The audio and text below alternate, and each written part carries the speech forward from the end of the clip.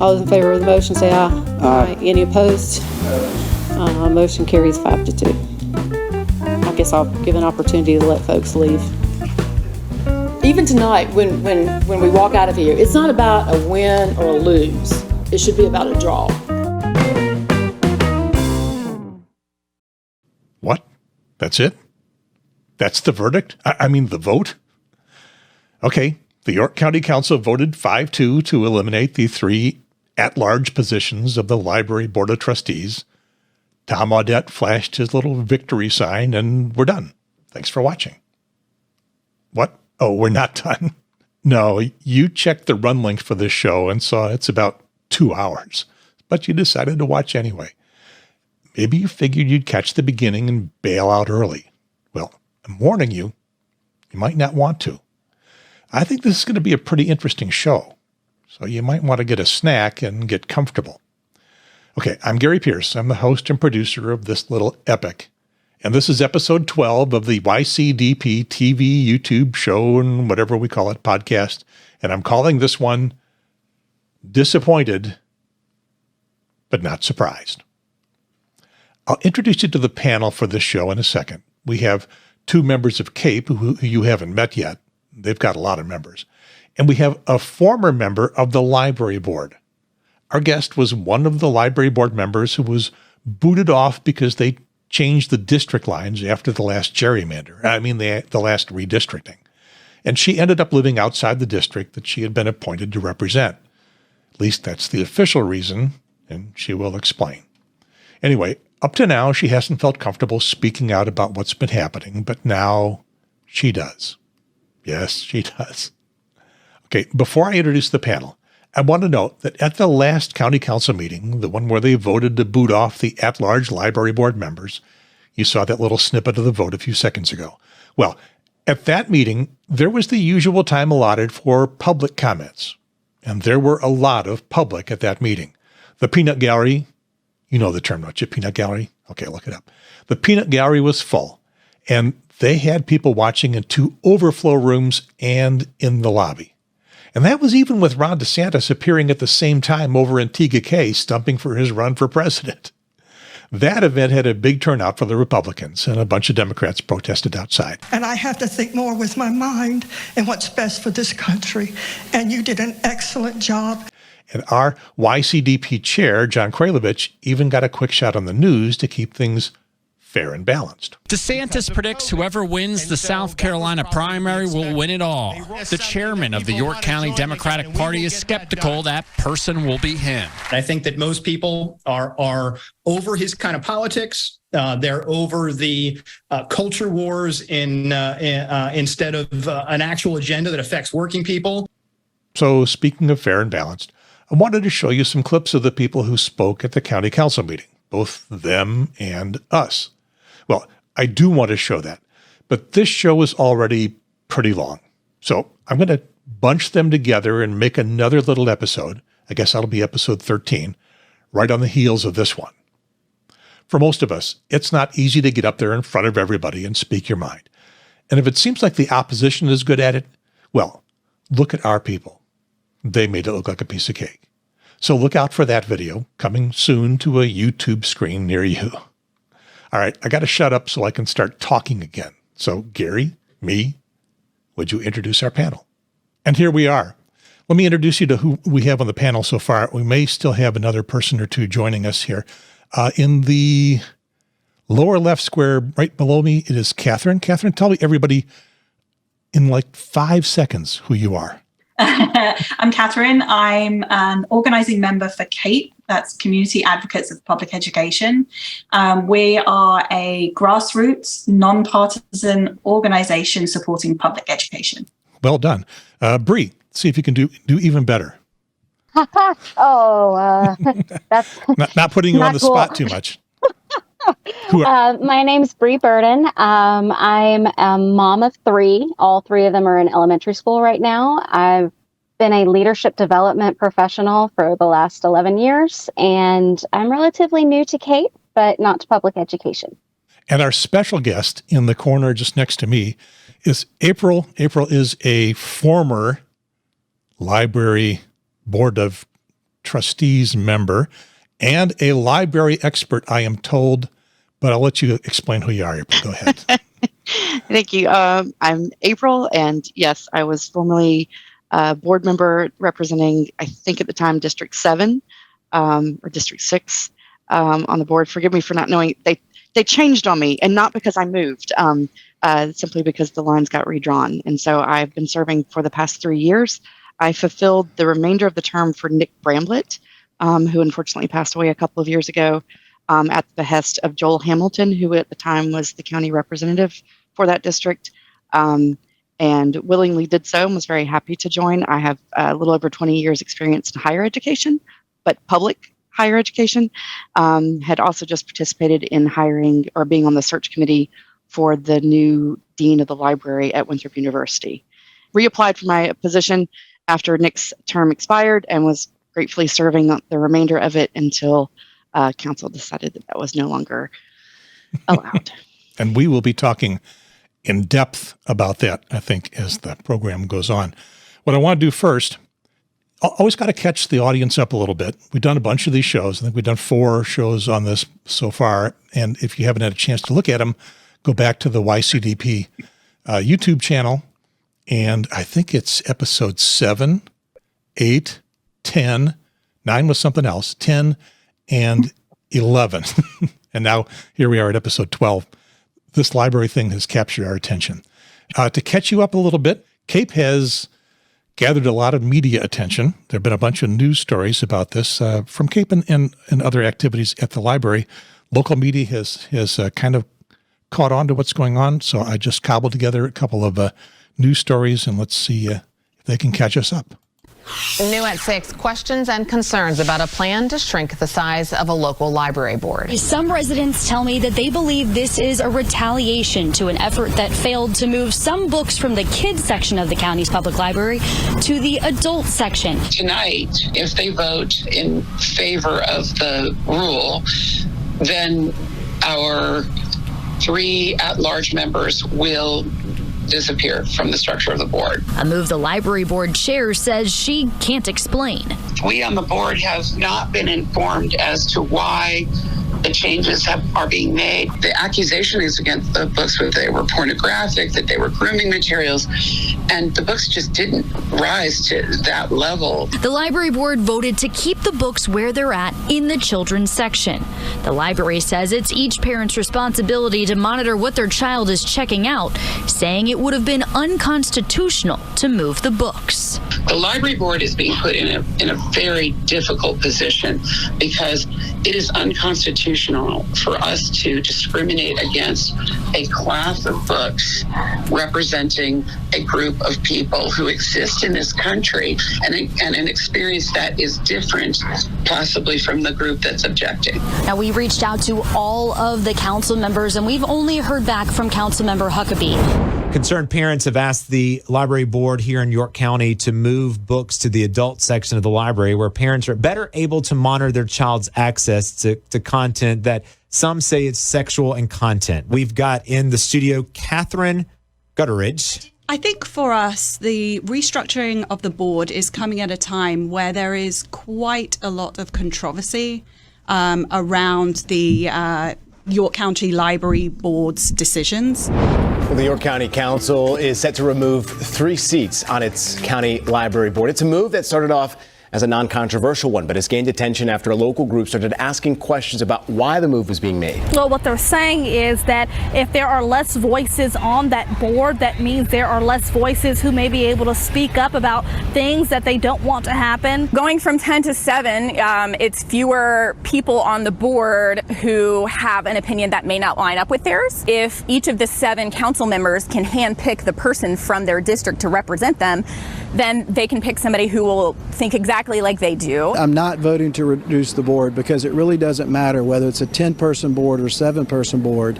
It's the makeup of county council that's going to determine who's on the board. It's going to be a lot of folks out here will be in the meeting as well. This seems to be a weird stand-in for what's been going on, the culture wars that have been going on for the past few months. If parents want their children to read about transgenderism or some of these other things that are very controversial to show to young children, the parents can do that. At this moment, they're just mixed within all of the children's books. We have had a difficult situation for library staff. They have been harassed and overwhelmed and treated disrespectfully by people who are quite fearful that we are parading porn around in the kids' department. I want to assure the public that we have no porn in the library. In the local libraries, there's been a push to get books that are very graphic sexually into the children's section. York County Council voted tonight to shrink the York County Library Board from 10 members to 7. They removed 3 at-large seats. Less people on the library board means less people to have an opinion on the types of books that go on the shelves of the public library, and that's why so many people turned out for tonight's vote. It feels grimy. Katie Rutland is with York County Community Advocates for Public Education, and she says the vote is taking away equal access to materials. It's against the Constitution. It infringes on people's freedom to have access to these materials just as easily as anybody else. We can't censor things, but we can certainly make sure that children don't unawares fall into things that are going to hurt them. Changes are coming to the library board in York County. Council voted in favor of reducing the board from 10 people to 7. Some residents say they believe this is a retaliation to a failed effort to move certain books from the kids section to the adult section in York County public libraries. Some council members argued the move is about redistricting, not banning books. Other council members argued their role isn't to be involved in the library. Final check of your forecast when we come back. I think we can all agree the forecast is it's going to be hot and humid, and there'll be occasional thunderstorms. That's an impressive amount of media. Catherine, you were on WRHI, and Katie got on, I think, every news channel that we have in town, and I got on for a moment on one. How did we get all that media? Katie did an amazing job. She reached out to all of the media that we received. She reached out to them. But to be honest, I think it's just so topical right now. This is happening everywhere. These culture wars, this fight against inclusive materials is happening in South Carolina and across the country. So I think the media is interested, and it just came at the right time for us who are fighting for our York County libraries. Yeah, federal judge in Texas just voted on its unconstitutionality last week. I know that the topic has been very timely in Texas, and that I've been following it for probably the past 2 or 3 years. I mean, this is not necessarily new, I think, to residents in that area and in that kind of political spot. I think we've been a little more shielded from it here in York County because of our proximity to Charlotte. And a little bit more of a cosmopolitan type feel to our community all along. And I don't want to say fly under the radar, but let's just say that if you were to look at the attendance record of any council member for the past 20 years in a public library in York County, it would not be overwhelmingly that they're rifling through the children's section to see what's in there. So I'm not calling anybody out on purpose or, in particular on that. I'm saying that just in general.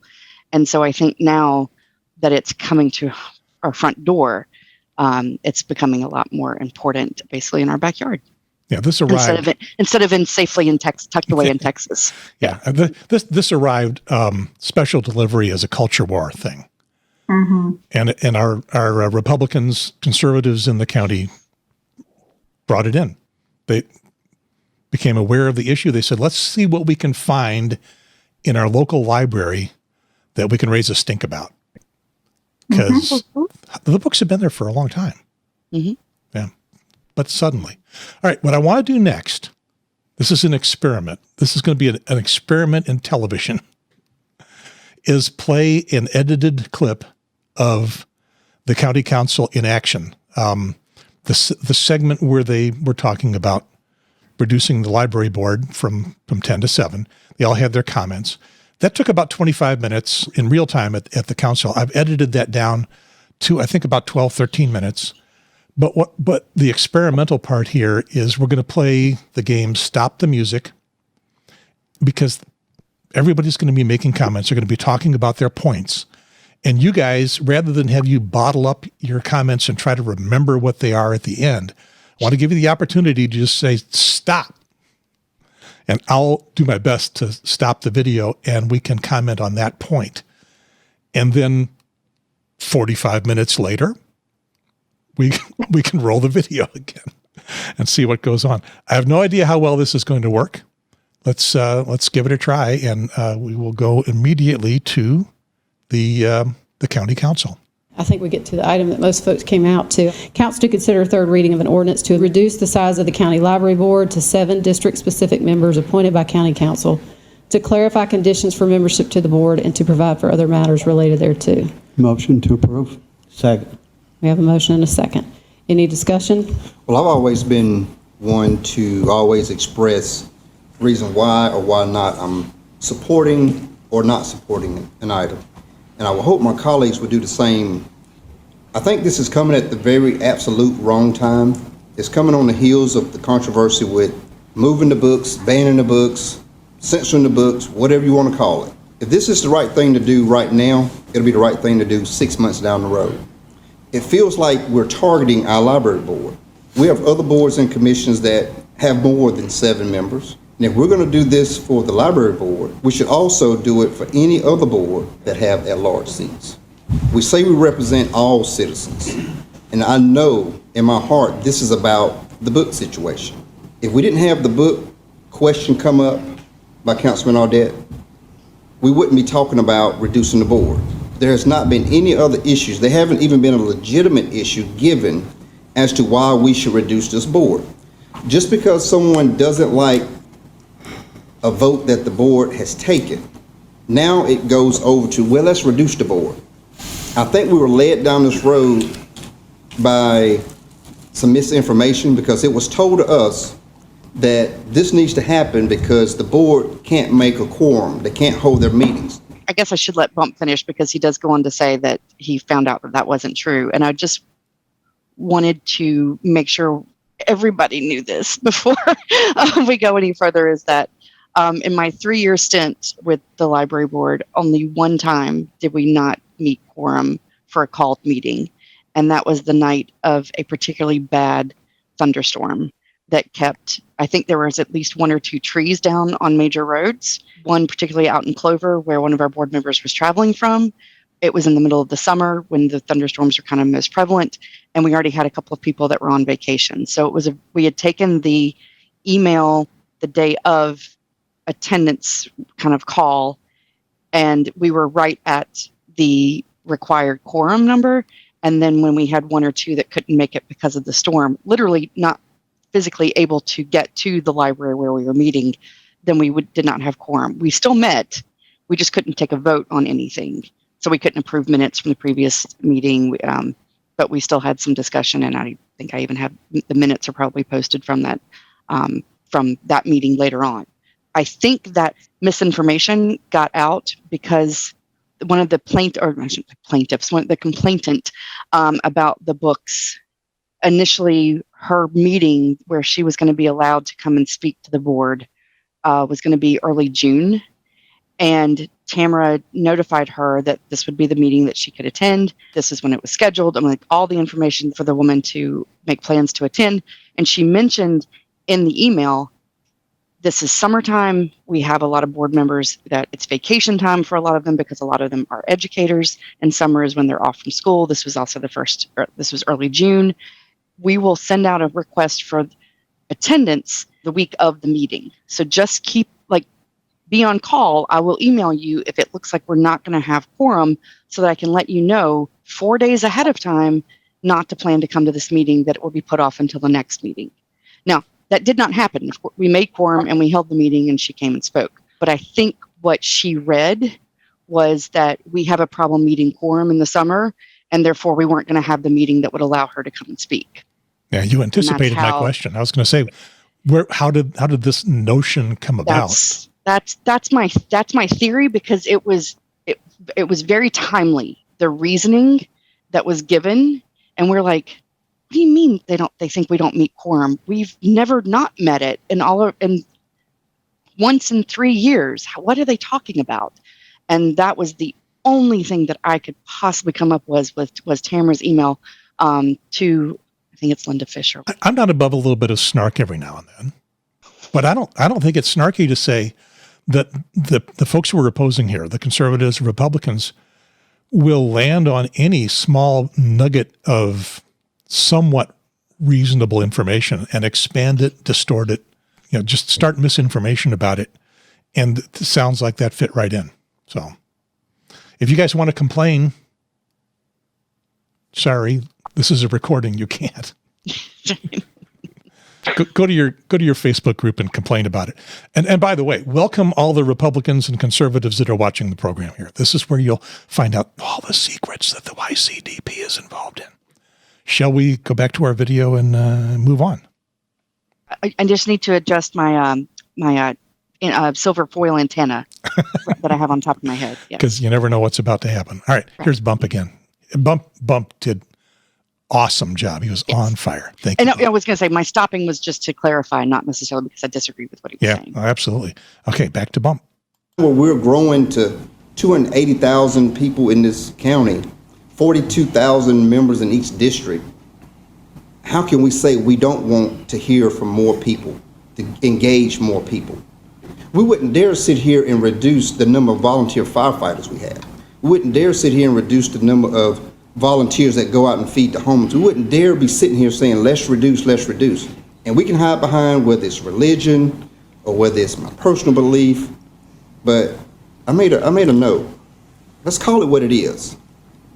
This is someone's agenda to remove books, to censor books, and it's going on not just in South Carolina. We heard it's going on all across the country. It's going on in our public schools.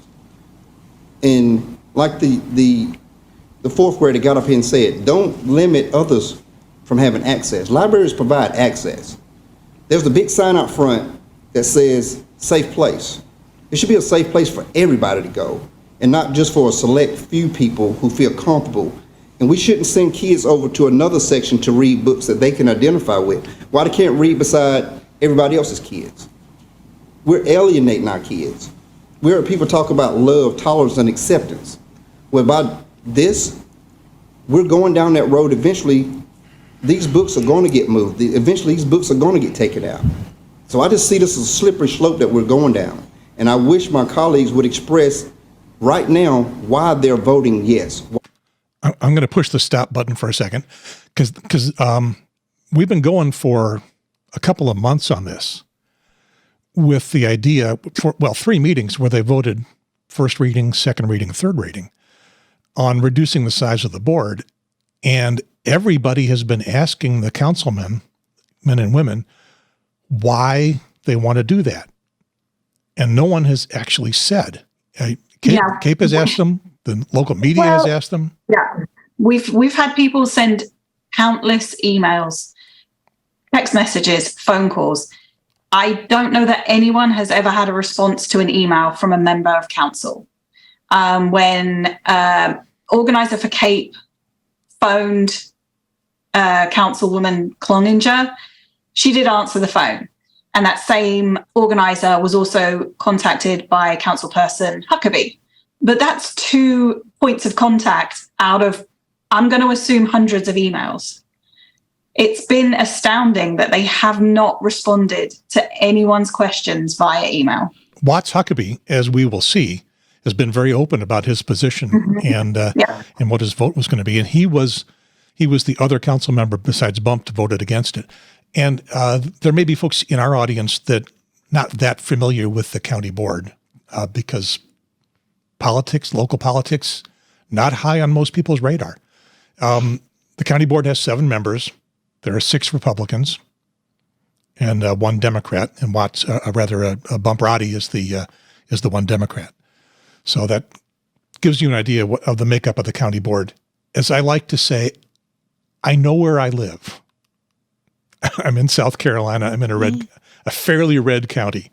So, which is fine. We all understand that, but we still don't agree to unconstitutional actions. Oh yeah, it doesn't mean they get away with everything they want. And I want to point out too that the library board of trustee members found out about the move to shrink the number because a library staff person happened to be going through the agenda for the county council meeting the day of the meeting and saw the first reading of the move to reduce the board. There was no contact to the library director, any of the other staff, nor board members to say, hey, this is what we are intending to do. Yeah, and that language is a little obscure. And, it's very governmental, and you have to read it twice to see what is really being said, because the nugget of information is surrounded by a lot of words. An ordinance to amend Section 91.05 of the York County Code of Ordinances, County Library Board created, composition, officers, meetings, in order to reduce the size of the County Library Board to 7 district-specific members appointed by County Council, to clarify conditions for membership to the board, and to provide for other matters related thereto. And you guys, the library board members, also kept asking, why are you doing this? I remember, Deborah Darlene was on the news clip saying, they didn't tell us about it. I emailed Watts just out of a, this is my list of things that I, as a voting member and as your constituency. Yes, I'm also a board member, and no, I don't want to lose my seat, but I also understand that the lines were redrawn, and I can't serve in a district that is doubled up. I wasn't necessarily advocating to keep myself on, but more along the lines of, this is the first time that this has ever happened, that you've shortened the term of members who no longer are within district. They don't even do that for themselves as county council members. All that to say that not only was there no communication to board members, I have yet to be told by county council or any member of the council staff, such as the liaison or the county attorney, that I'm no longer a board member. So as far as you know, you still are. Sure. I found it interesting that, we have to be sworn in and we can't serve a day before the swearing in, but yet I am, I literally get told within minutes of a vote happening that, I'm not, and because I was also an office holder. I was treasurer. So I was the secondary check signer for the board. So I probably ought to make one other point of clarification, because maybe this is confusing for people who really haven't been following all this and just kind of getting roped into it now to watch the program. And that is that there were 2 things that happened almost simultaneously, just a little bit staggered. The first thing that happened was County Council decided that those of you on the board, and this was your situation, April, those of you on the board who lived in a location where the 2020 census and the 2022 redistricting meant you were no longer living in the district to which you had been appointed. Each library council member's seat is associated with a county council district, plus there used to be the 3 at-large members. So you ended up outside the district that you would have been appointed in. So there were 2 of you that lost your seats based on that. Mm-hmm. That's different than the situation of this meeting, which is to then say, okay, in addition to that, we are going to eliminate the 3 at-large positions. So, and actually, when the ordinance was discussed, a reason that was given for removing the at-large seats was that they would be able to apply for open district-nominated seats. That was one of the initial justifications that was given. Yeah, Allison Love said that in a word salad that made almost no sense. Which I want to speak to that just a little bit, because I have served on another county board, and that's actually a pretty regular occurrence. I served on Keep York County Beautiful, that has 7 members and 3 at-large seats. Are you still on that board? No. I've been on since its inception, which was about 15 years ago, and I finally decided to take some time off to serve on the library board. Believe it or not. And so the Keep York County Beautiful board was very active. It was a very volunteer-driven board, and there was a lot of responsibility time-wise. Not that I minded, but this was kind of nice to take a little bit of a step back and just work with the library. Had I known that I would then be thrown into this political soup, maybe I would have rethought my acceptance. But no, anyway, that we do like turning the at-large members into district members because they're believe it or not, they're harder to get. We had a very hard time with county council members approving applications for boards, and not just Keep York County Beautiful, boards overall. We would wait months from that we knew people had applied to these seats, and nothing would happen. And then all of a sudden we get 3 new members. And so I think do you have any idea why that was the case? I started hearing once I came onto as I was coming onto the library board, that's when I started hearing some rumblings about there being some political maneuvers among county council members about who they were agreeing to appoint based on the applications. There were some that were put up, vetted. I think it was a committee approval, and then they send it to the full council to approve. Yeah. Committee had approved it, and then council voted it down. And that doesn't happen very often because you have, again, and Bump and Watts and even a couple of the other council members spoke to this. We want people active and involved. It's rare that you turn down an application because that's, telling people, no, we don't want you volunteer. We don't want volunteers. Who says that? I get Allison's point of, I look to the reasoning why they want to belong, why they want to be a member of this board. But I just wonder how many applications now, that may be different now in the current context, but 2, 3, even 5 years ago, how many of those might have been able to be called into question as far as, what their motives might have been. Yeah, I am curious about the makeup of the library board as it was constituted just a few weeks ago, but I think there'll be opportunities to ask about that a little bit later on in the council's comments because they do talk more about that.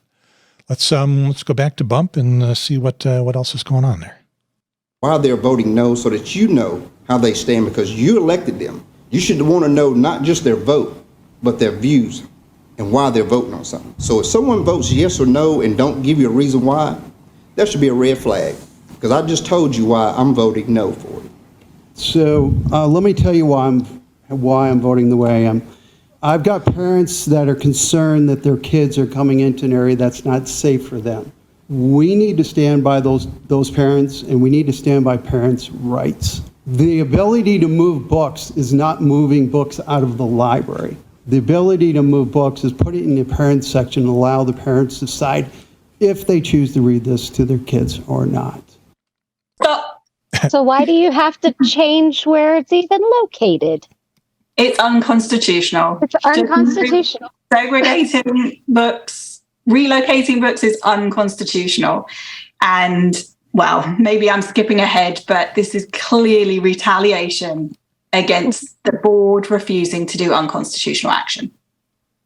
And how are parents that that feel unsafe, who is he referring to? Is he referring to the parents of transgender children, or is he referring to the parents of children who they want not to read this stuff? I think those words can be used interchangeably and based on the words he chose. So I don't think he made a very convincing argument, or at least as much as he wanted to. He also hides behind the idea that all he's doing is relaying the concerns of his constituents. It's not him. It's them. Except that every once in a while he lets slip what he thinks. He passes the buck so that he can come out of it looking greasy, squeaky clean. Yeah, for election to the next office that I think.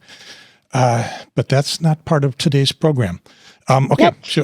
Shall we move on? Mr. Audette, what else have you got to say? The reason why I'm supporting this tonight is we go through a process of redistricting. We got 42,000 people per district.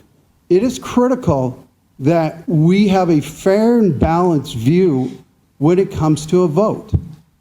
When you have one vote per district, everybody is balanced across the board, and that is the reason why I'm supporting bringing this down to 7.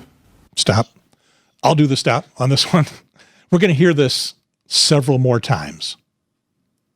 And let me explain in advance, and you guys can help me explain in advance why this doesn't make any sense. He is saying, and others will say, that the board was made up of people appointed from the 7 districts. And then they added 3 at-large positions on top of them. And they won't use the word very often, but other people that I've heard use the word quite a bit, and that is accountability. As if the at-large members were not accountable to anyone. They were just free-floating, and no one could have anything to say about what their activities or what their positions were. As I understand it, April, correct me if I'm wrong, they were appointed by the council. They were accountable to the council. They weren't as accountable to any one single council member. No, technically they're accountable to more. Yeah, they're accountable to the whole council. And any one library board member, 240,000 people of York County. Yeah, any one library board member, once they were appointed, they weren't beholden in any way to the council member who was the representative of the district they were in. There was nothing tying you to them anymore after the appointment, was there? Other than maybe potential reappointment. Yeah, and I think prior to this, you'd have to do something pretty egregious to not get reappointed. Or, like myself, stay in the same home for 20 years and get redrawn. So I think that it's unfortunate that I don't want to say they see it this way, but in fact, we heard from multiple I don't want to say lawyers that it is actually illegal for the county council members to influence our votes on anything in the sense of like intimidation tactics. We had a council member actually attended one of our board meetings where there was a vote taken, and I think was spoken to thereafter to be like, you can't do that. Because the board member that represented their district was visibly nervous that was they that were the there. meeting that Tom Audette came to? Because I was at that one. Well, you said it. I didn't. Yeah. Okay. Well, I got pictures. I got pictures of him there. Yes. Yes. We all. He's the only member or only county council member to pretty much ever attend, at least in my tenure, a board meeting. Yeah. First off, and that was. That was the meeting where we were expecting the idea of moving books to come up. Mm-hmm. And y'all said, that's not on the agenda. No. I don't know what you're all doing here, but we're not talking about that tonight. Mm-hmm. So yeah, he was there. I expected him to speak. I didn't know how the agenda was going to be put together. It's the one and only library board meeting I've been to. I got a feeling you're going to have audiences for more. Well, unfortunately, you can come. Yeah, no, I will. Yeah. I plan to attend more of them. It'll get busier for a while, and then this will die down and everyone will get quiet again. I'll move on to the next topic. Yeah. Yeah, so the school board. Yeah. Yes. Yes, that's going to be the next big one. School board, yeah. Because the CARE group is education, not library. It's CARE. Mm-hmm. Yeah, we do. We actually do regularly attend school board meetings, but we do not make a ruckus. Yeah, because that part of the culture wars hasn't hit, or at least if it has, we haven't heard about it. Touch wood. Yeah, we'll see. Okay, Mr. Audette, do you have anything more to say? And I think we need to look at other boards that have at-large seats, and we can bring it down to 7 for those other boards. 100% agree on that.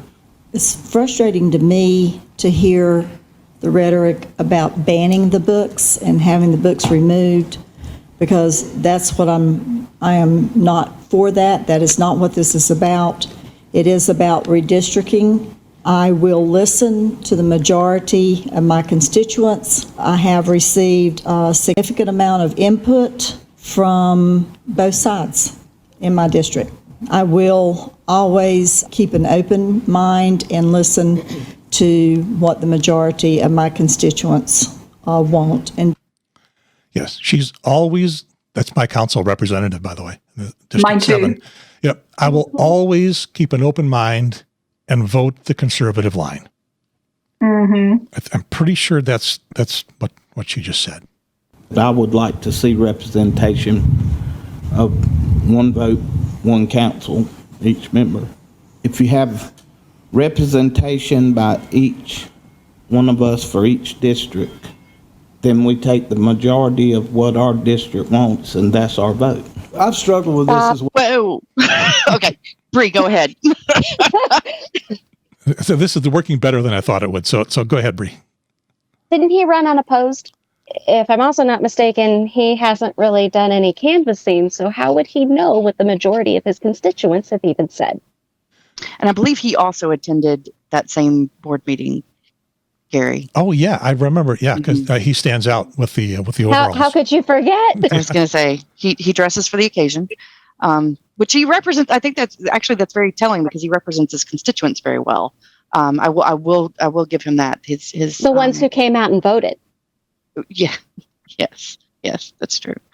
What district did Michael Schoenfeld run for? Yeah, but I think Tommy. Tommy is what the far District 3 is that the farthest west district? I don't have the map in my head very well. I think it's telling, though, that they seem to be under this misconception that they're going to tell the library board what the library board is going to do, which, as we know, is not appropriate or legal. And the library board will do what they need to do based on the rules, the regulations, and the law. And they say that themselves over and over and over again. Yeah. Like how many times has Christy said that? How she started a meeting and ended a meeting with, "This is not our place to ban books. This is not our place to discuss moving books. We don't do this. We don't make policy." Yeah, and in truth, the only things that they've done are adjust the makeup of the board.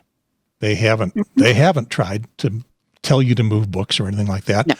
Although maybe this is a little bit of a backdoor way of suggesting that. Well, the thing is, they have tried. We have the emails. We have Tom Audet's emails. They were FOIA'd. And he was actively encouraging people in the community to report books, giving them lists of names of books that they should challenge. So indirectly, he has really led an effort in conjunction with providing people with lists of books that should be added to the library that he believes give the other side of the issue. Which you all did. You did add those books. Wait. This gets even better, y'all. The list of books. First, let's start with the list of books that we should have taken off the shelves. Of the list, the initial list of 11, we only had 5 in the collection to begin with. That was interesting. And then the list of a dozen that he wanted us to add to the library, we already had 5. Can you clarify that one part just for the audience again? The 11 books that were in our library, there were only 5. Cool. Yeah. So incidentally, that's kind of a funny story. And Catherine was right there with me while we were in line getting ready to go into that meeting. And there was a gentleman out there who personally saw one of these books in the library in the children's section, and he took a picture of it. Not our library. I saw that picture. None of ours. No. No. It was something he wanted to, I guess he wanted to shock all of us. Yeah, but then when he asked if we wanted to show it to our 3rd grader, and I pulled my daughter over, the 4th grader, he didn't want to show it to her. That's my choice. It was a picture of oral sex in progress. A still picture of oral sex in progress. And and not even a picture, it's an illustration. It was a rough drawing. Yeah. You had to look at it for a moment to understand what it actually even was. He seemed far more concerned and awkward about it and upset about the idea that picture even existed than we did. We didn't care. Yeah. That is not something that is shown in any of the books in the library for children. The books that we reviewed, none of them met the requirements of pornography, of indecency, not even close. There was not even close. There was one that's actually a nonfiction book. Like, it's already labeled as a nonfiction book. It is a children's book. It's written for, I believe it was 5 and up. There were 4 books that we reviewed. We had to go digging for the 4th one to find it, to make sure that we could pass it around the meeting. It was an illustration of a pride event, of like a pride parade.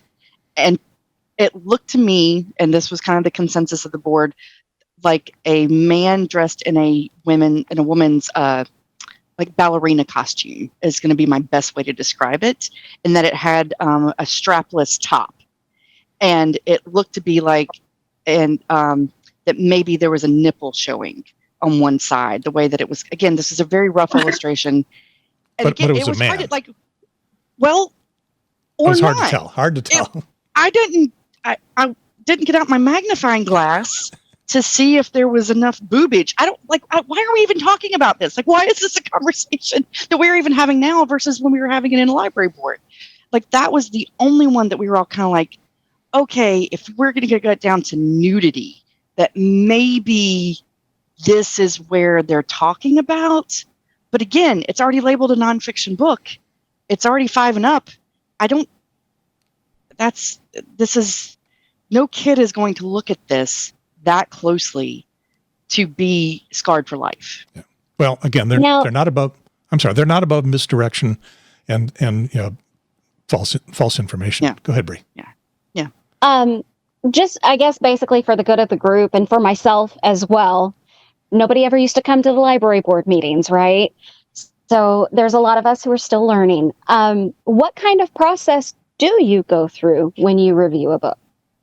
So the plaintiff complaint person will fill out a form, and the form is online on the library website. We were getting more and more of these forms to challenge books that were part of the collection, and we saw problems with the applications, meaning they maybe the information that we needed we weren't getting because it wasn't clear enough on the form. So that's where we made some edits to the form. That was one of the things that we voted on in that meeting.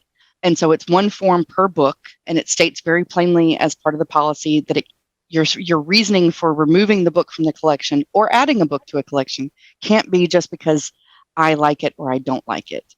There has to be, I think the form even names the policy number or the ordinance or whatever that we reference that we're going to use to see if if it's something that can be upheld as far as the complaint.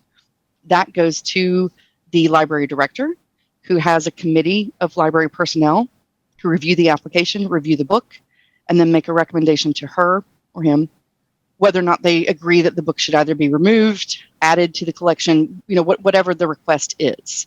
And then the library director contacts the person who put forth the request and says, this is the decision that the library committee has made regarding your request. If you wish to petition this decision, then you would petition directly to the Board of Trustees. Petition then comes to us as the Board of Trustees to review.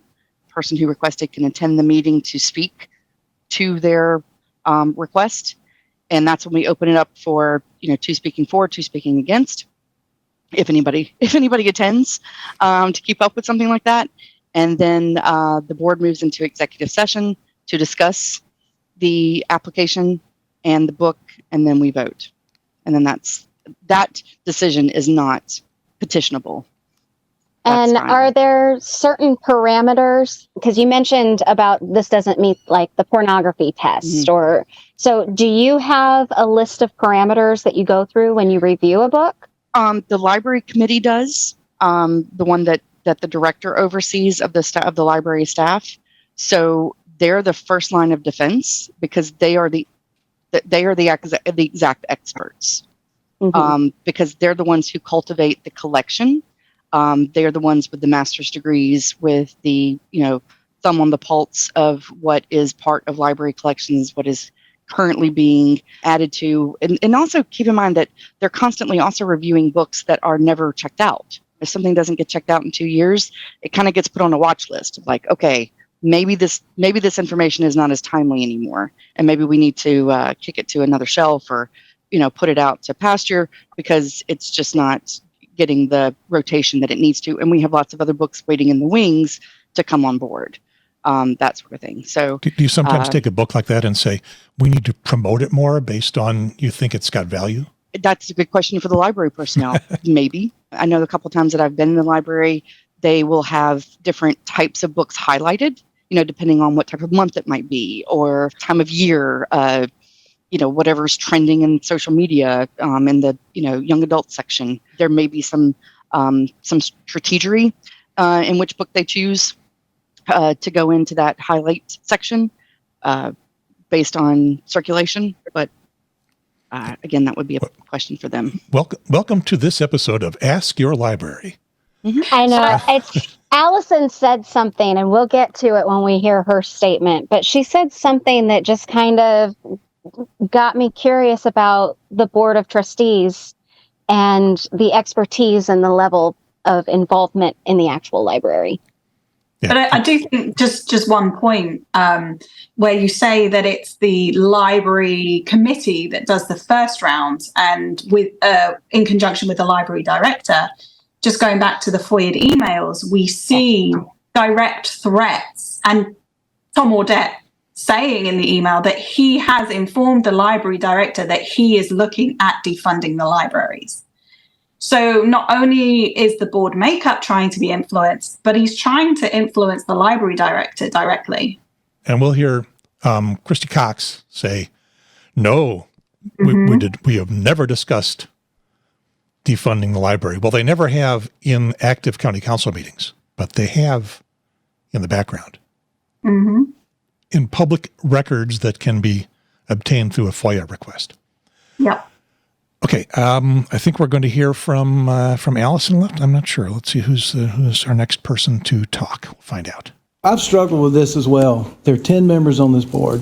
7 of those members are elected or appointed by each council member.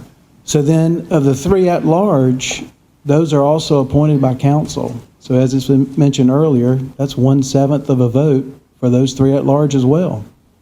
So I'm struggling to understand, why does it make sense to reduce a board from 10 to 7 if you're still appointing the members to the board? We're still appointing our representative to the board, and we still have 1/7 of a vote for the 3 members that are at large. This has nothing to do with the left-leaning, the right-leaning, nothing to do with that.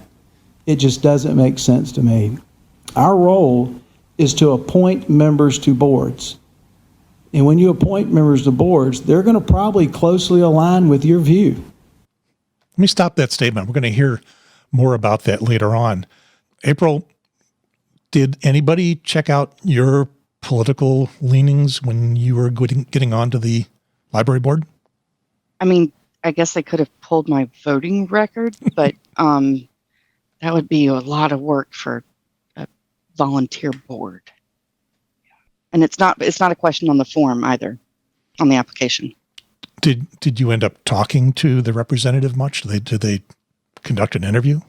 So I was appointed by Joel Hamilton when he served originally for the district. And Joel was actually a former student of mine, and so at Winthrop. And so I did know Joel both socially as well as professionally. And he's the one who contacted me after Nick's passing and said, I don't think he'll get mad at me for quoting him on this. But he said, I might have a big R after my name, but when it comes to the library, I tend to like to keep people that I know on the board for that, who support library and library funding. I know Joel's background and how he grew up, where he grew up, and kind of his situation. And he's like, the library probably saved my life, as far as where he was allowed access to books and materials to further his education as he was growing up as a small child.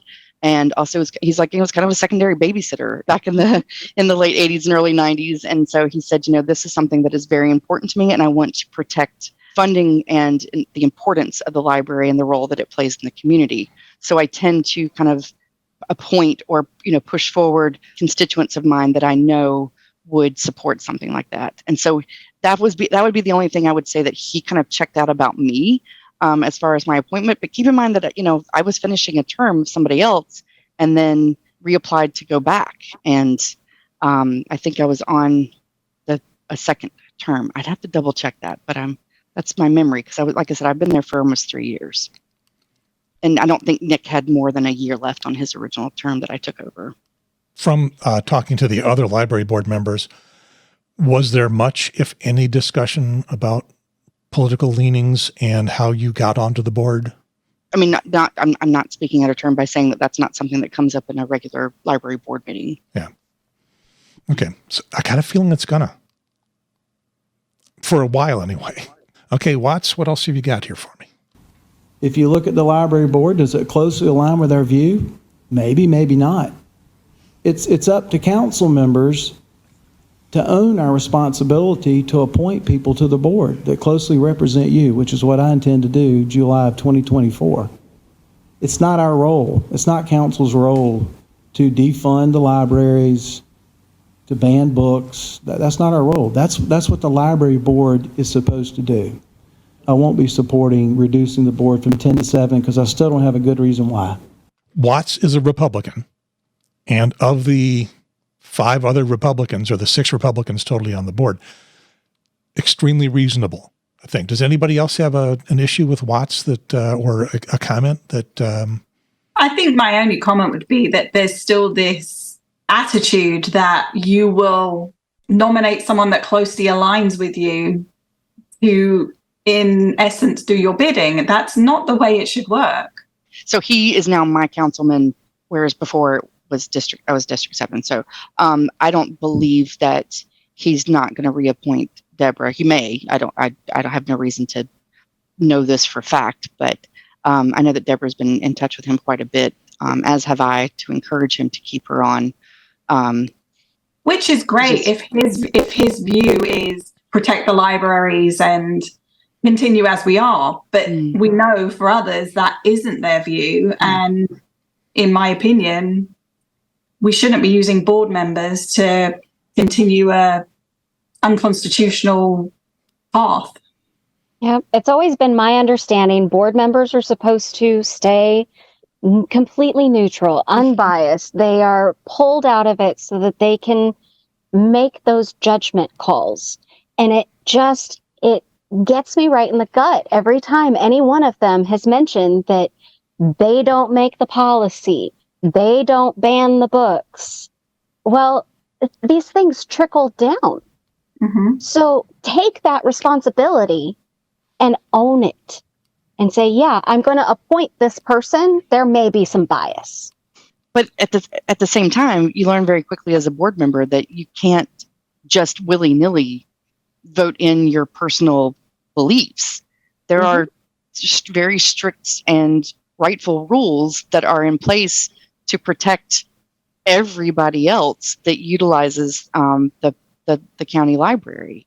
And so, I mean, not that necessarily this happened during my tenure, but never once was I contacted by either Watts or Debbie or anybody else for that matter to say, I want you to vote this way. Despite what they say, I think they actually understand a little bit more than what they're saying out loud, at least as far as their actions are concerned. I mean, they're stuck in the culture wars right now. Yeah, well, and I'm also a Pollyanna, so I try to, Catherine's over there being like, no, they had an idea about this all along. I'm like, really? That seems like really a far-fetched idea. Nah, she's probably right. Yeah, but there's been plans within plans. You can. Sure. And follow the trail. I mentioned to a lot of people, if you see all these people falling in the river, stop pulling them out wherever they are and go up the river and find why they're falling in.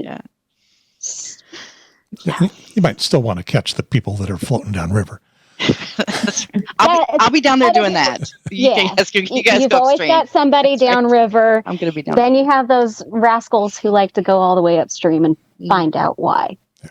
I want to ask one more ask your library type question. This stuff we're talking about, the books that you've got in the library for children that are in the genre of of sexual education, sexual identity, gender identity, the tiny little sliver of the library, right? For all the brouhaha about it right now, it ain't much of the library. Are there other aspects of material in the library that catch flack like this? Not that I saw in the 3 years I was there. No. This started, I mean, we didn't have any book challenges until Tom sent out the list initially. Really? Mm-hmm. So in the 3 years you've been on the board? Well, none that came to the board as petitions. I'm sure that Julie would be able to tell you if she had any that were requests that came to the library committee and then stopped. Do you know what I mean? Like the library committee made a decision to pull or add, and they were happy with what whatever that decision was. Yeah, if they weren't challenged, it wouldn't get to you. Correct. Yeah. That's correct. Yeah. And it is kind of curious. Right. And sometimes during director's reports, and this can be something that you can go back and search in the meeting minutes, even all the way back to when Jason was still library director before he left, they would sometimes notify the board if there were challenges that had come forward, just as kind of like an FYI. Hey, we had this book brought up and this is the decision that the committee made. Again, not because the board was going to challenge that or, attempt to change the decision, but just as more of again, part of the director's report each month. There are other controversial areas of the library. Sure. History, politics, things like that. Without making this more of the Ask Your Library show, I was just kind of curious how much of that gets brought up, and it sounds like this is the culture war issue, at least for right now. The worst thing about this room tonight is that aisle right there, the separation between people. When this was first brought up by Councilman Audette, I did tell him I support him in his efforts. And the next thing I did was call Julie Ward at the library and ask if we could meet with her. She's new, and I wanted to talk to her, and I wanted to get her viewpoint. From that point is where I think we got off track. Had we maybe had... Yeah. Yeah, this is getting serious here. Yeah, the email in which she said that she supported Tom was an email where he was discussing defunding the library. And we can, bring this again when we get to Chairwoman Cox's comments. But it's very easy that she glossed over there saying, yeah, I did say I support him, but it was a serious email that she was saying that on. She did reach out to Julie and asked to meet with the Board of Trustees. And Julie came to the Board of Trustees and said, hey, I've had this request. And we were like, oh, yeah, absolutely. We welcome somebody to come and, let's have a conversation about this. The very next day was the email about the defunding of the library that Tom sent to Julie. And so we were like, whoa, wait. So Julie's response to Allison was, is the meeting still on? And there was no response. So I take a little affront to her saying that the meeting was turned down. Yeah, that was not the case. And I think there's going to be a little bit more about that here in just a second. And there's something that what I want to do is wake up the audience right now, because there's a smoking gun that's about to get said here. And I will, as I was putting this together, when I heard it, I stuck a couple of titles in and said, let's go hear this again. But wake up, y'all, because here comes a smoking gun in a moment. She's new, and I wanted to talk to her, and I wanted to get her viewpoint. From that point is where I think we got off track. Had we maybe had that conversation together at that point, we could have said, I consider my job a balancing act. I've got to balance what the left side and the right side want. So if I've got constituents who are upset over the books that are in the library, I'm going to listen to them. And when I've got constituents that feel like those books need to be there, I'm going to listen to them. But I believe we could have had a coming together, and we could have maybe agreed on something so that nobody had to give up everything. Everybody had to give up a little something. Even tonight, when we walk out of here, it's not about a win or a lose. It should be about a draw. I totally support reducing all of our boards to 7 members. When I appoint somebody to a board, and I do want to correct one thing, we do not appoint our board members. This Finance and Operations Committee, sure, we hear from the council members, and ultimately it's 4 of us, a minimum of 4 of us, who appoint people to every board and commission. Okay, I'm going to push the stop button here because that's an area where even the county council members seem to be confused. There's a committee of the council that comes up with recommendations for who is going to be on the library board. Tell me, based on the applications that are received. Yeah. Like you have to apply. They don't just come up. They don't pull the names out of thin air. Yeah. Like you have to actually put in an application. Yeah. Or in your case, like they got to go hunt for you, but yeah. Well, I mean, yeah. I don't know that I was the only applicant. Joel may have been like, "Hey, I want you to apply." I still had to apply. I mean, I don't know what role at the time he played as far as, getting me approved. They all still had to vote. It wasn't, this didn't happen in a vacuum. But it's still going through that subcommittee or that committee of the whole board. Mm-hmm. And then what happens? The names go back out to the council member for the district and say, here's who we recommend for your district? Because I'm confused about what that next step is. Or maybe the committee is only reviewing the at-large positions. I don't know. This might be a better question for either Karen Brogdon, who's the secretary for council, or even Julie may know. Yeah. But I know that Karen may have a better understanding. So it sounds like the process is like anything but crystal clear. No, and that's just it. I mean, I don't know. You as an applicant, or even as with someone who came with the county council person came to you and said, "Hey, I want you to apply." Then you send it off, and it kind of disappears into this ether, and then you get a nice letter from Karen that says, "Hey, you've been approved, and please show up on this night." Monday at 6 p.m. to be sworn in. I've gone through that process a couple of times. What happens from, once my application gets to the county council chambers? Who knows? I'm also confused by what she said overall, where she said we don't appoint our board members, but then she speaks to the finance committee.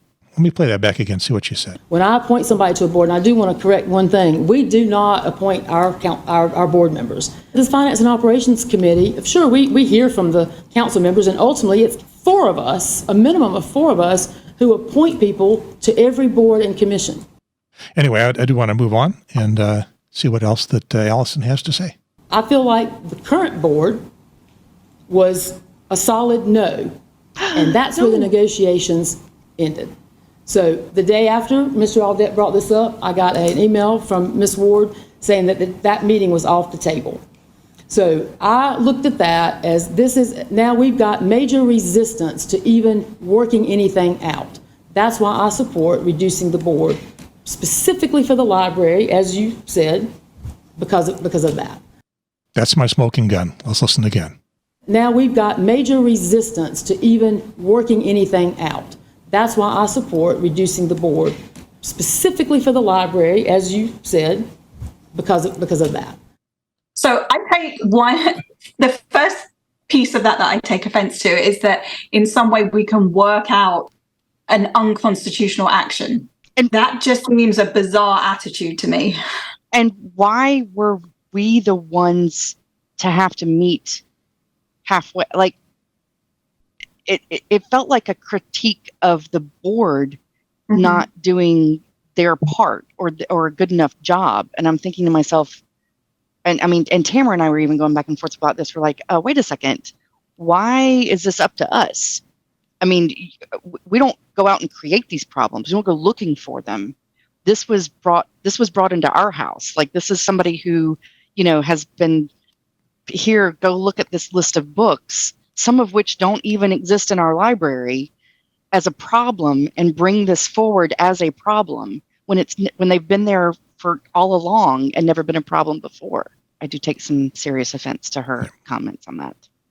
The smoking gun that I'm seeing is where she says we're targeting reduction because of the decision you guys made about not moving books. As soon as she said that's why. That's why proves retaliation. Yeah. She said I the was looking quiet at the quiet part out loud. She did. I was looking at the Finance and Operations Committee.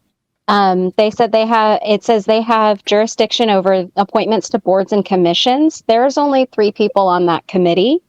That is Allison Love as the chair, Tom Audette, and Tommy Adkins. So all Tommy's 3, part of the committee he's part of the committee who is supposed to understand how this process works. Yes. Are we feeling good? I think I want to give Allison one little shout out on something. And I think it'll come up in the video a little bit later. She'll say it, but it's not going to get much attention. One of the things that she was wondering about, suggesting as a compromise, wondering why it didn't happen, was not moving the books out of the children's section, just putting them on a high shelf, kind of like we put the sugared cereal. Well, they put the sugared cereals on the low shelf so the kids can grab them. But put them on a high shelf where the youngest kids can't accidentally come upon them. My 9-year-old got a giggle out of that when she was sitting next to me. She goes, why a high, what does that mean? 9-year-old I can still get it. Can still reach. Yeah, 9-year-old's probably the range that they have all they're concerned about. 4-year-old's not going to get any of this. So have you seen how high the shelves are in the children's section? A children's section is built to be conducive to children. Stop. Just stop, Gary. That logic is just, what are you doing here? But I mean, it's built for children who are not full adult sized. So they don't have a high shelf. No. And also, it's not like they walk around and go, ooh, this book is about, how to make pancakes. And that involves using a hot stove. So we should really put the hot stove book, up here where nobody can reach it. No, things are shelved based on, either author title. I mean, we all remember this, right? Subject, author, title. The Dewey Decimal. Right, the Dewey Decimal. Right, exactly. Nonfiction versus fiction. I mean, okay, sorry. Now she explains why she thinks this is a good idea in a few more sentences. So yeah. I'll let her get to that. But yeah. I'm not sure my part will actually have her say that, but let's find out. Oh, you took it out. I don't know. I don't remember. Let's find out. Okay. Moving on, as it says. I think each person up here, and I would apply that across the board. I think every board should be selected. Each of us has a say in that board. We do our best as a whole to put the best people, the right people on those boards, and we have all failed at this. And it's disappointing to me that we are even still discussing it, that there was ever talk of defunding the library. The library is so important. When they come and they make a presentation to us, I'm always very surprised by how many people actually go to the library. I haven't been to the library in a very long time. We can tell. Mm-hmm. Yeah. Poor April.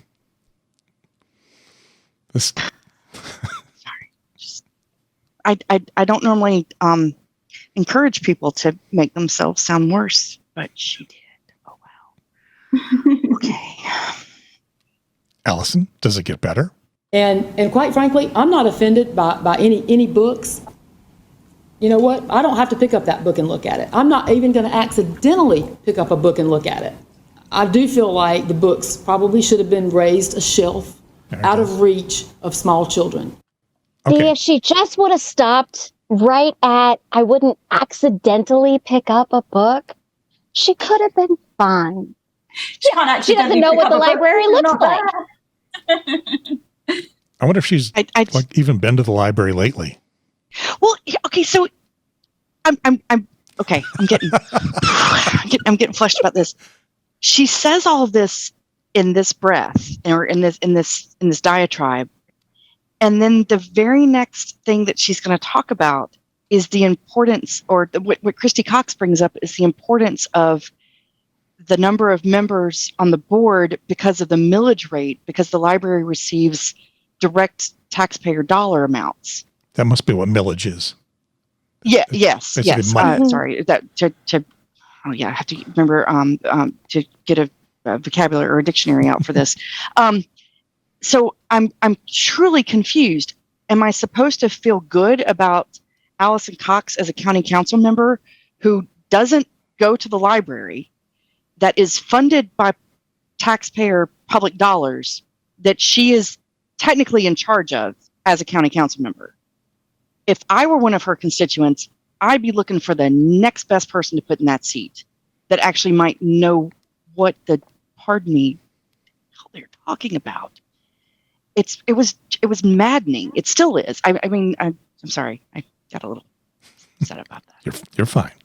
Okay. You're just fine. Okay. Shall we see what else Allison can stuff in her mouth here?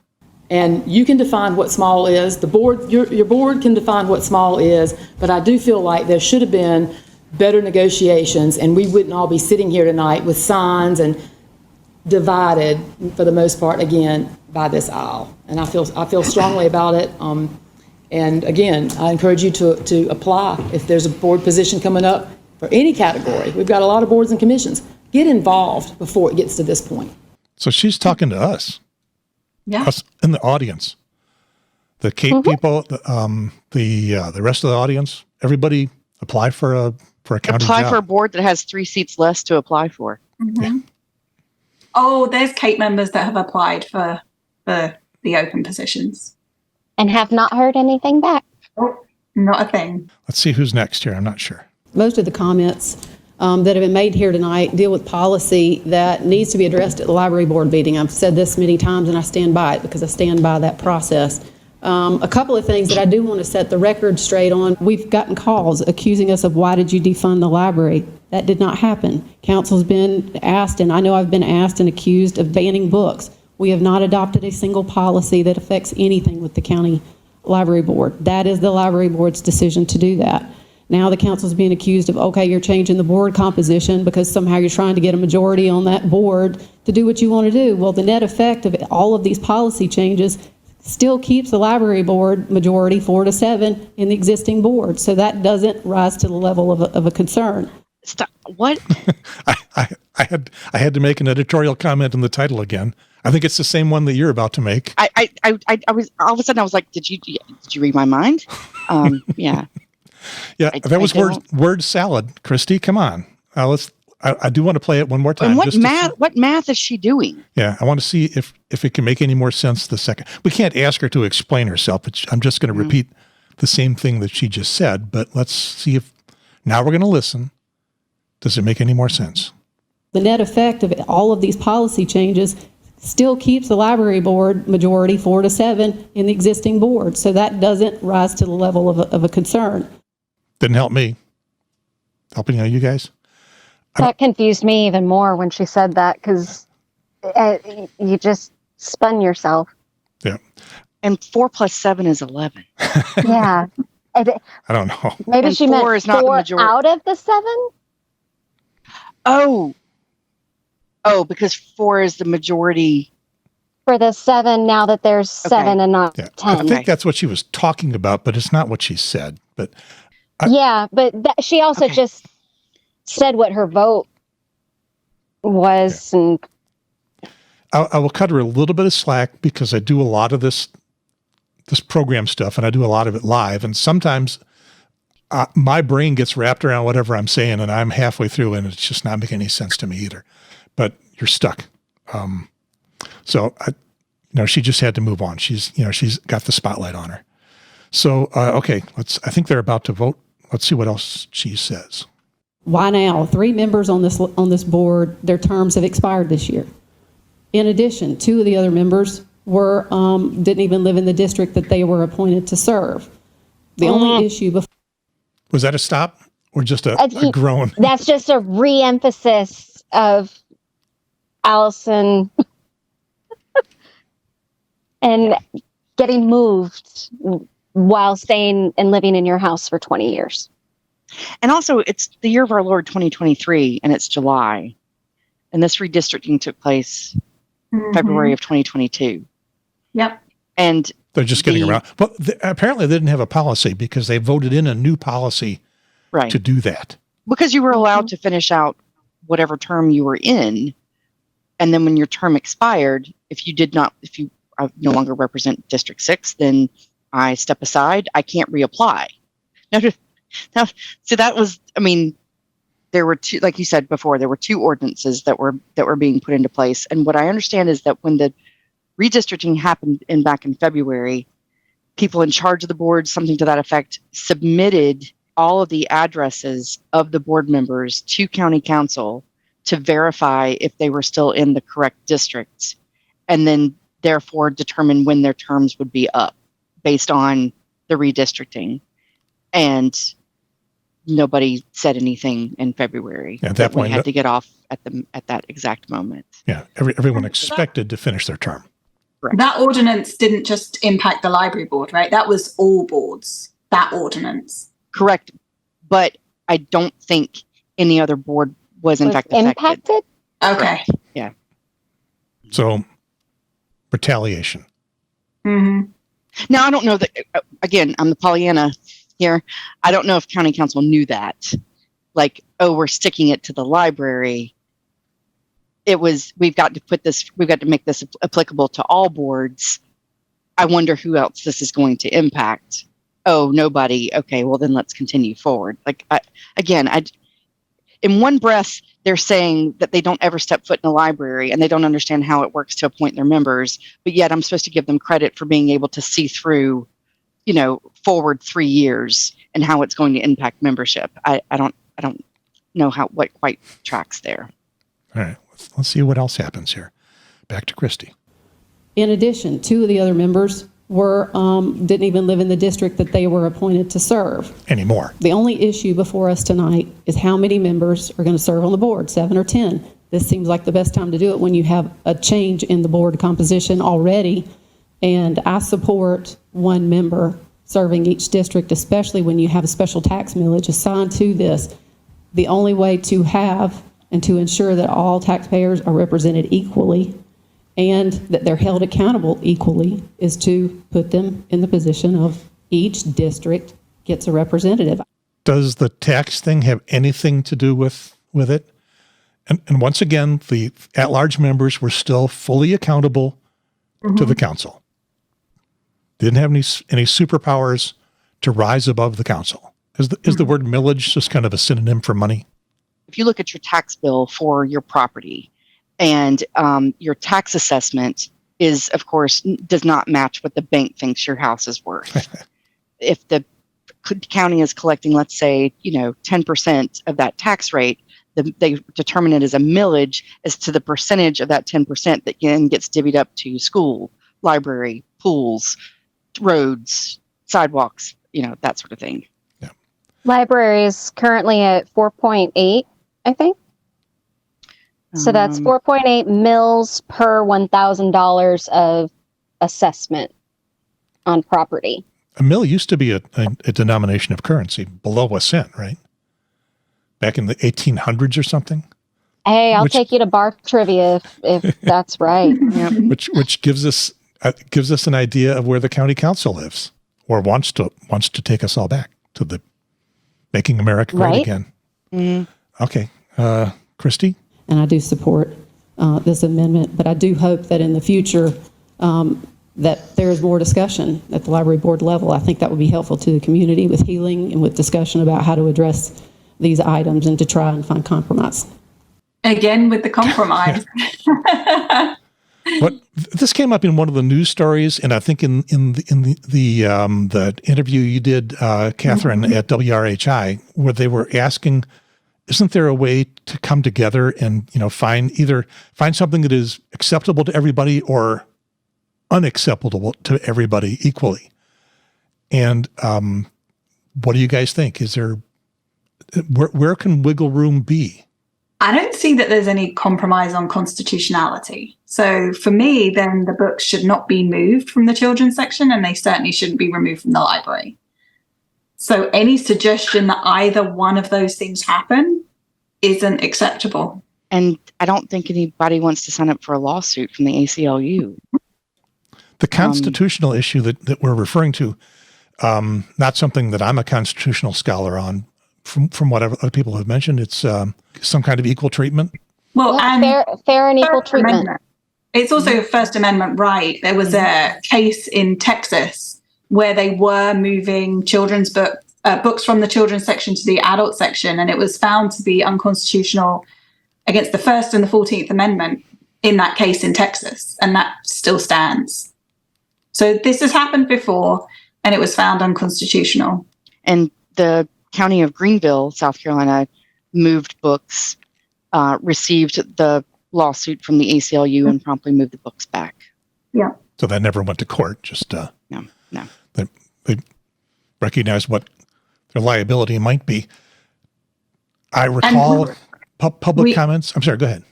I was just going to say we had a representative from the ACLU speak at one of the earlier council meetings, and another representative was at the meeting this past Monday.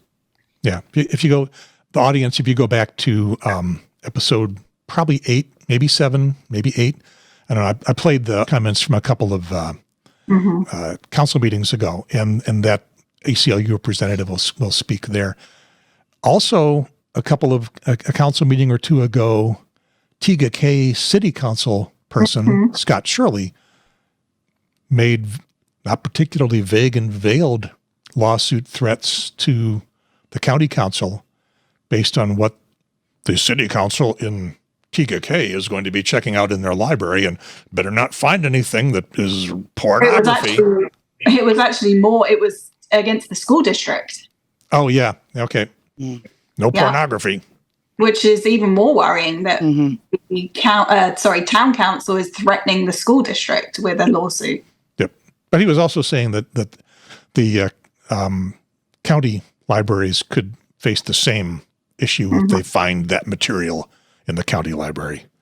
They're not, but it sounded scary. Okay. Christy, where are we? All those in favor of the motion say aye. Aye. Any opposed? Motion carries 5-2. I guess I'll give an opportunity to let folks leave. Even tonight, when we walk out of here, it's not about a win or a lose. It should be about a draw. Somebody asked me to point that out. I was so disgusted when I saw that. Yeah, let me run that again. The audio from Allison Love came from earlier in the discussion about not a win or a lose, but a draw. And what you're seeing is as people are walking out, Tom Audette is giving somebody a couple of victory signs and a thumbs up. Somebody who's walking out in the audience. I'm not sure I know exactly how to interpret that, but this is what happened. All those in favor of the motion say aye. Aye. Any opposed? Motion carries 5-2. I guess I'll give an opportunity to let folks leave. Even tonight, when we walk out of here, it's not about a win or a lose. It should be about a draw.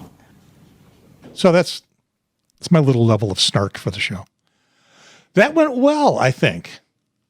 It's interesting that she says that the win or lose and the draw, because she's just proven they've asked for compromise. Wouldn't compromise be considered a draw?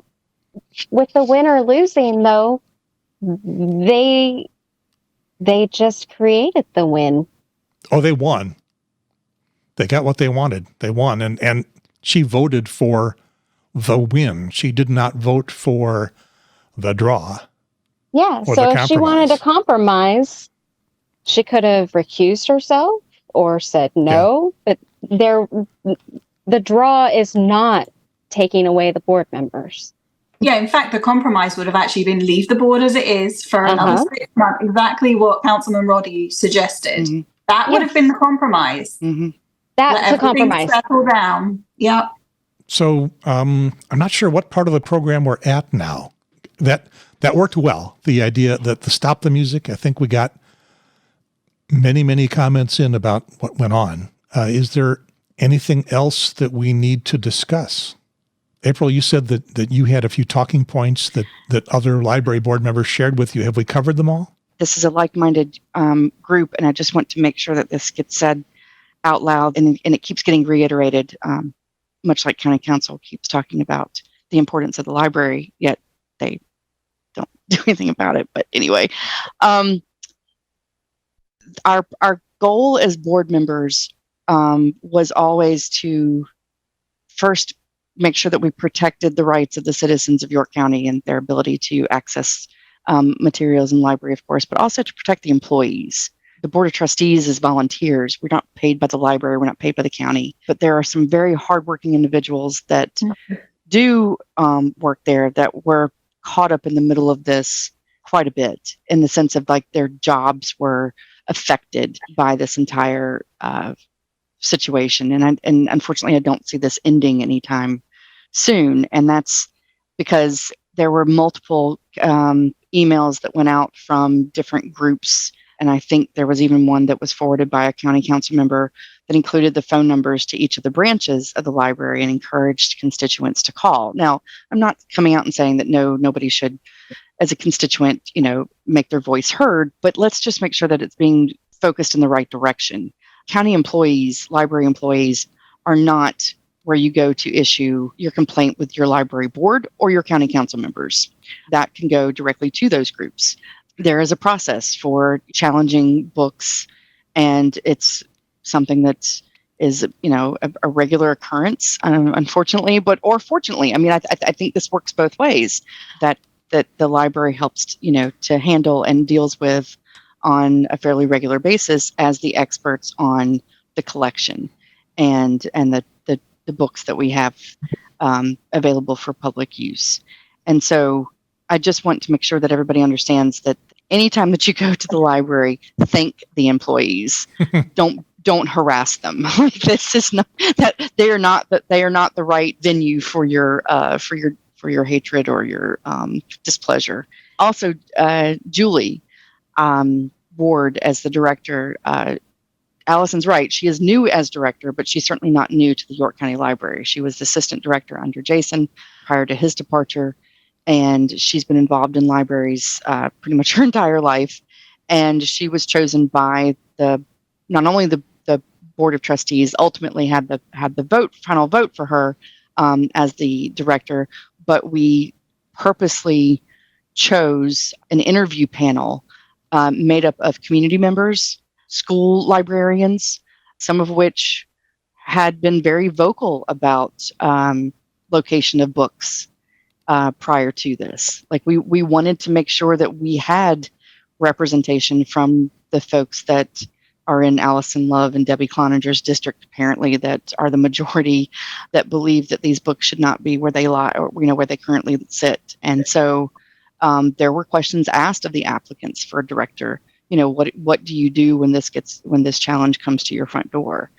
And so I just want to make sure that we protect anybody who sits in that director seat, as well as the employees going forward with these issues that are going to keep coming up.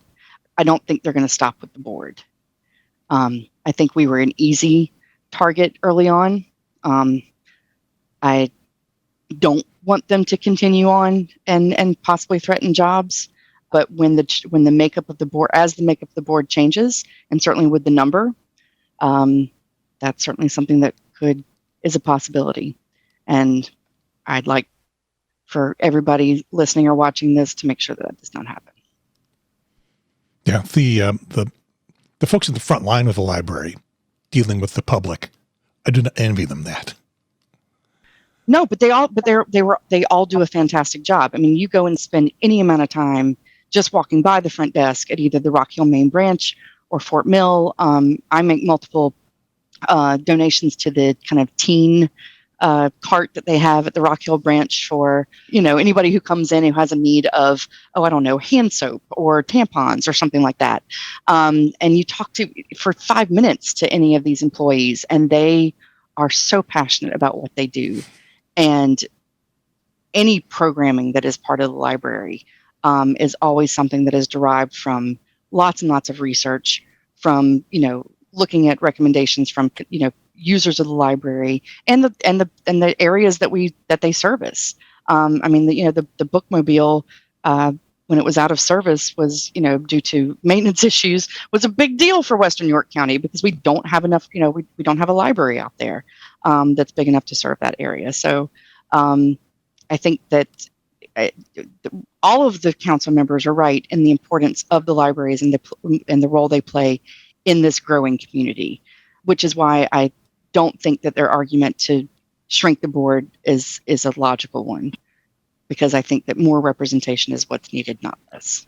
This decision was not done based on assessment of the way things really work. It wasn't done on logic. It wasn't done on anything except the culture war.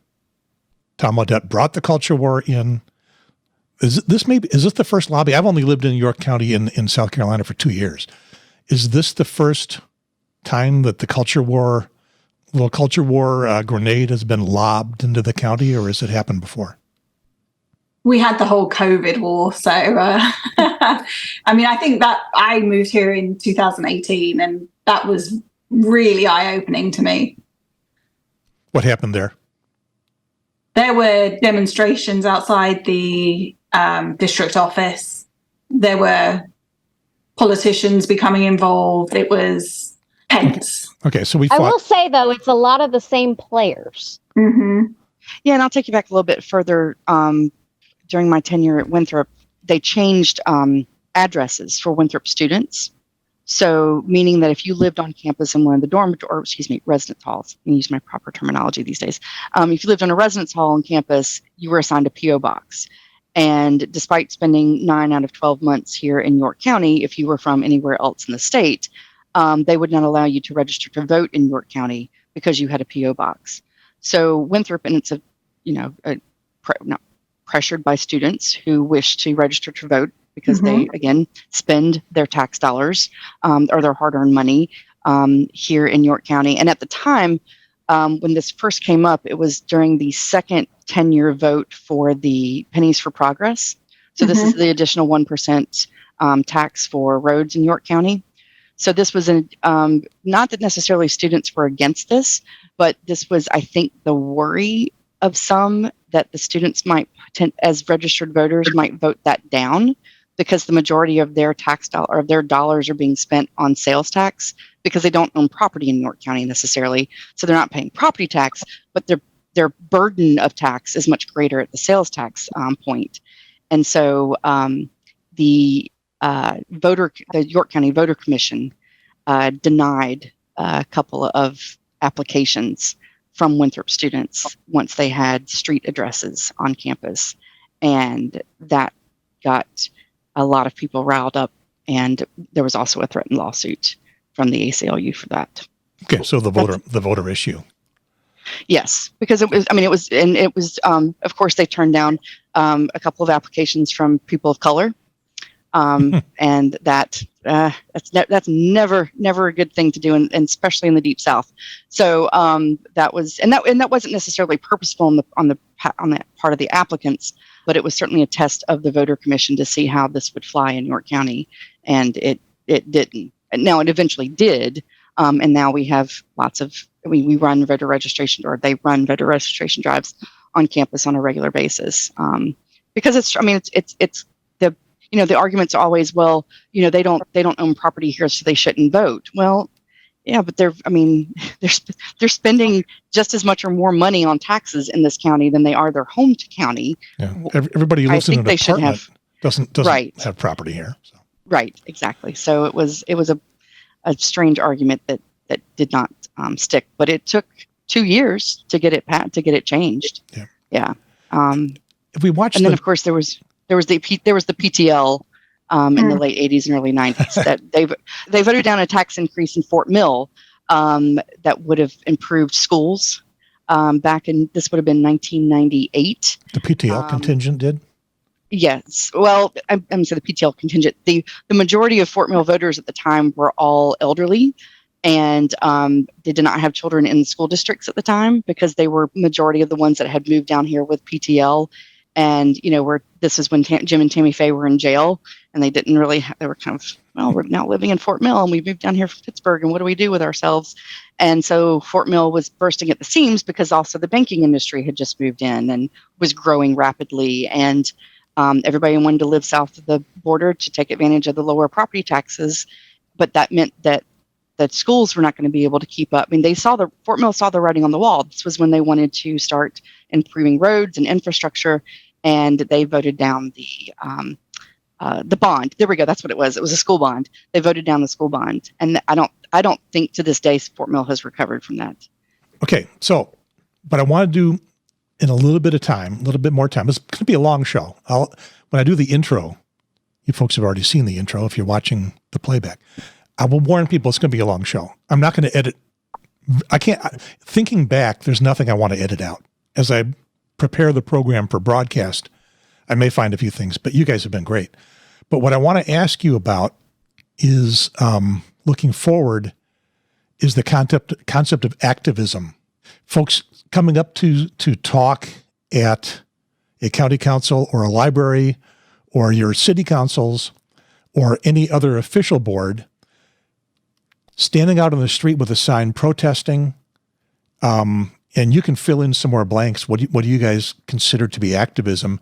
And we'll talk to the people who are activists, like you guys are, but also to the folks who have never been and have only seen you on a quick snippet on their TV news with you standing out with your protest sign in front of whatever government building saying, I don't like the way things are, and I'm putting my time and my body in to do it.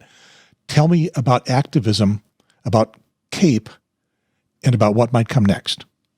It doesn't come naturally to me, but when I feel very passionate about something, I'm motivated to have my voice heard. And it's definitely something I've had to grow into. Doing the radio show the other morning, that was not easy, but we needed people to hear the other side of the story. I think so many people in our area here are hearing one side. They're hearing the same rhetoric, the same talking points, the same misinformation. And it's our job to correct that and let the truth be heard. When you were on WRHI, did you get the feeling that they were being even-handed with you? Because I listened to the previous program with the other guest from Friday, and they were all over that guest about, oh, you're wonderful. We agree with you. So it was the co-host, I felt, with that guest that was very biased. Yeah, and you had a different co-host. I had a different co-host, and she certainly made me feel more at ease. I felt that I was going into a hostile situation when I showed up, and I definitely felt more at ease. I didn't feel that I was treated unfairly, which was nice. So you shouldn't be, right? They should be unbiased. Bree, your daughter spoke at the county council. 9-year-old daughter? Hi, my name is Penelope Burden, and I'm starting 4th grade at River Trail in Fort Mill. She did, yes. So you're grooming. I'm grooming the next generation of activists. And I gotta tell you, I had to push that out of my head when I was thinking about it, because last Thursday before the meeting, I went over to a CAPE event where we were making the signs and getting our statements ready and everything. And I came home and my daughter was still awake, and she asked me what I was doing. And I don't keep things from her, especially when it's something that affects her. And she loves going to the library, and this is important to her. So I talked about it, and she said, Mommy, can I come with you? I said, you really want to go? This meeting is going to be long. And she goes, yeah, well, what do you do? And I said, well, I'm probably going to hold up a sign, and I'm writing out a statement right now. And then she thinks about it for a second. She goes, am I allowed to do that? I said, absolutely, if you want to. So she sat down next to me. She wrote her own statement. I did not have any input in it. Right now, your focus is on books about pride, but I worry about the next books you want to ban. When does it end?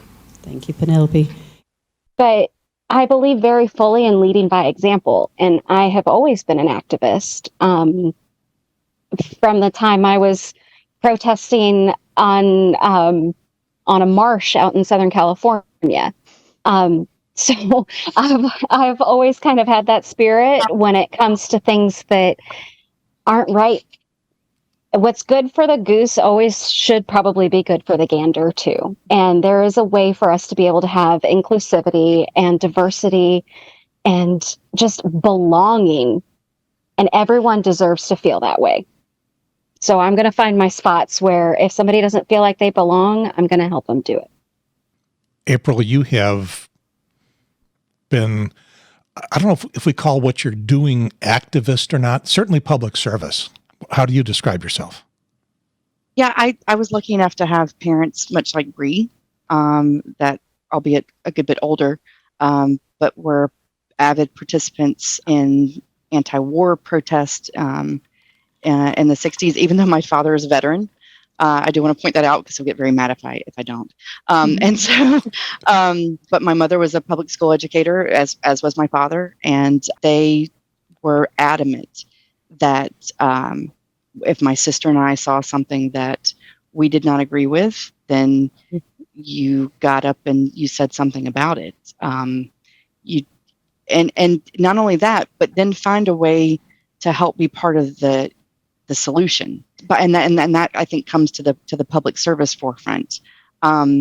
I've even been asked to run for public office, and I'm like, no. I do much better when I work in the background. I would much rather help you run your campaign, somebody else, not me. And so because I want to be the person to help, kind of craft that message or that solution to issues like this. And that's kind of the fine line I walk with being a member of the library board, as this was kind of coming up in the past couple of months, is that there were so many times when I wanted to just scream from the rooftops and could not, because of that board member kind of spot that you're in. You don't necessarily want to rock that boat because you're serving as the representative of, a very large county. And so I wanted to wear my I Stand With the Banned Books t-shirt to the meeting, but probably not the best idea. But now, and I mean, Gary, I sent you an email after getting removed from the board that said, listen, I want to be an advocate for this. I want to make sure that this doesn't just die as, a death of getting, pushed over by council. This needs to stay in the forefront. And I'd like to be able to lend, my expertise that I apparently have as a former board member. You're the expert. Right, You do have a ton of expertise. You might not have been in the libraries all year, but you've been in education. Right, exactly. Oh, I can book flights like a madwoman. Yes. But I want to help, not hurt. I think from the perspective of what's next, this has galvanized people. Yeah.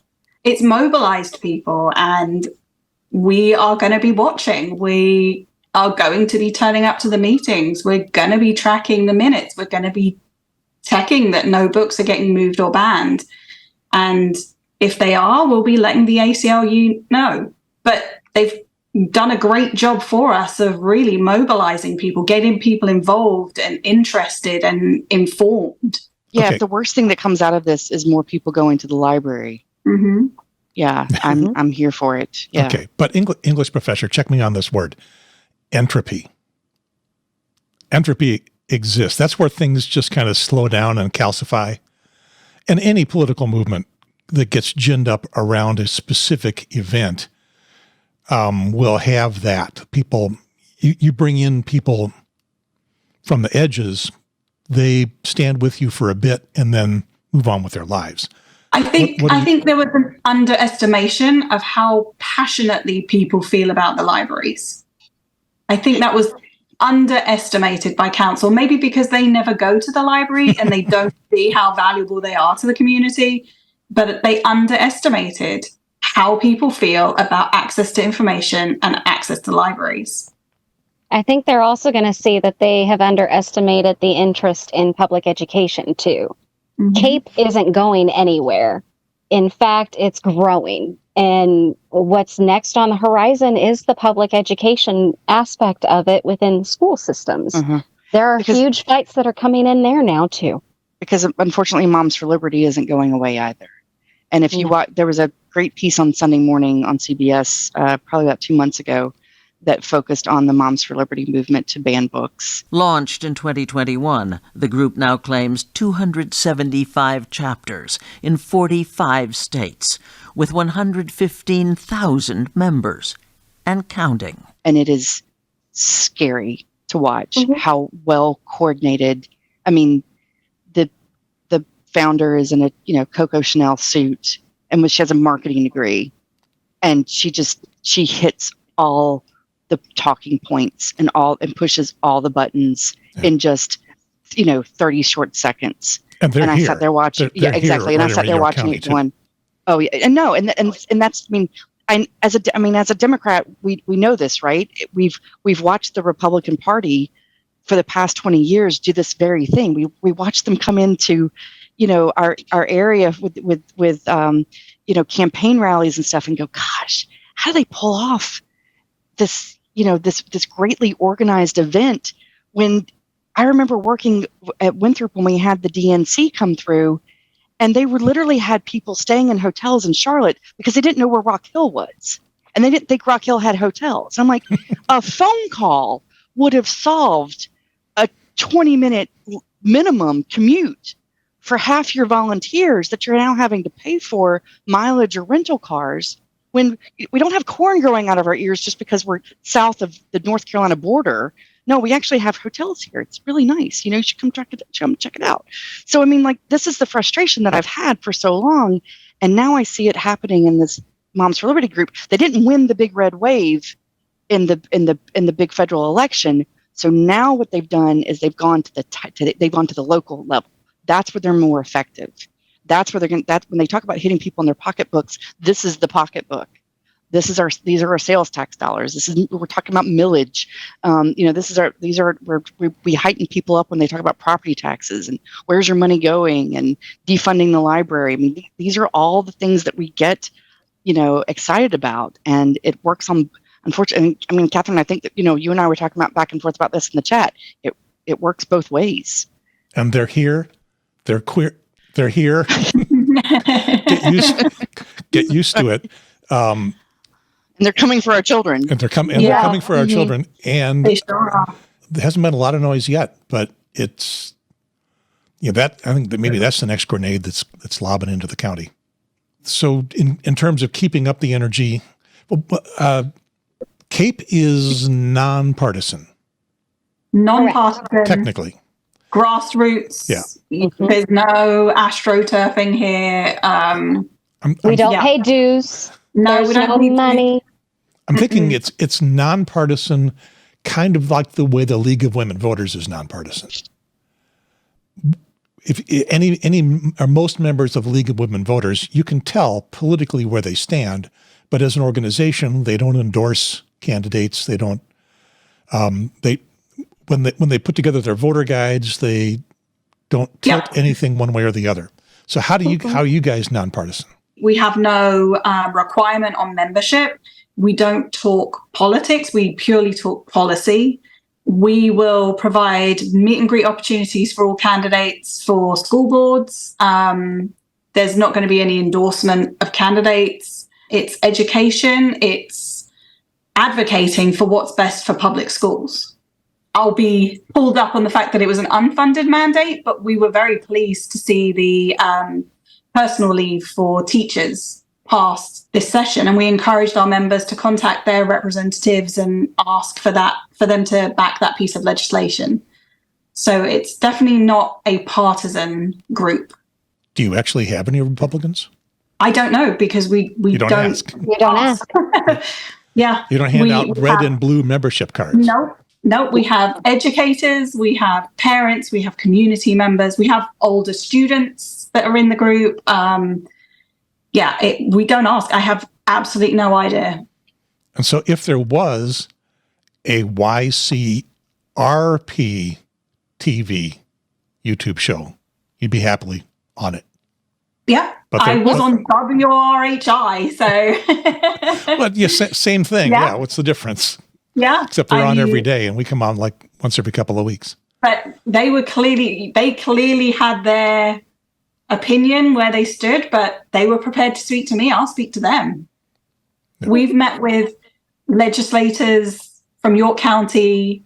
I think we have met with pretty much everyone except for John King. So we've met with Wes Clymer, we've met with Heath Sessions, Brandon Guffey, Michael Johnson, Ray Felder, Mike Fanning. We've met with everyone.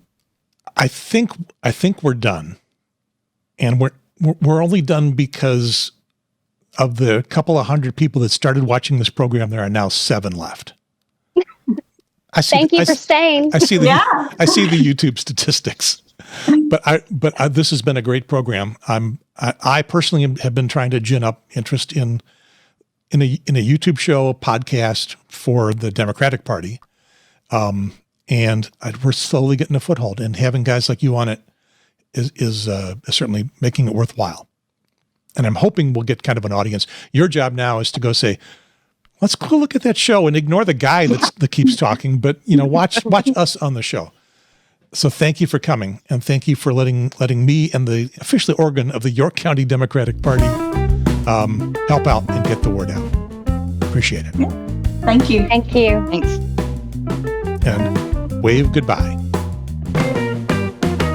Okay, I'm going to stop the recording.